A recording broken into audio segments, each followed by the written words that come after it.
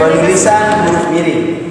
Huruf miring dalam cetakan dipakai untuk penulisan nama buku, majalah, dan surat kabar yang dikutip dalam karangan.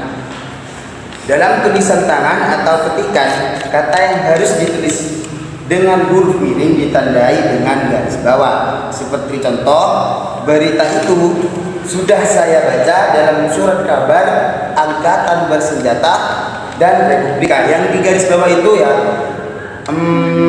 angkatan bersenjatanya itu yang di garis bawah ini. Dan huruf miring dalam cetakan dipakai untuk menegaskan atau mengkhususkan huruf, bagian kata atau kelompok kata. Kalau contoh yang ini seperti contoh, buatlah kalimat dengan kata duka cita. Yang di garis miring itu ya duka citanya itu bukan buatlah kalimatnya, bukan, tapi kata duka citanya itu. Dan huruf miring dalam cetakan dipakai untuk penulisan kata nama-nama ilmiah atau ungkapan bahasa asing atau bahasa daerah, kecuali ya yang disesuaikan ejanya.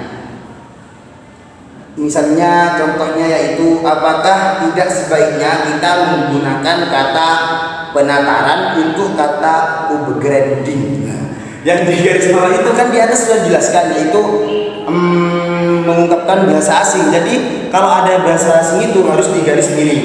Ya seperti contohnya tadi, upgrading itu harus digaris garis bawah atau miring itulah.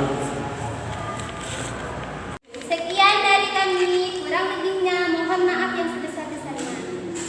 Assalamualaikum Warahmatullahi wabarakatuh. dan jangan lupa like, comment, dan subscribe.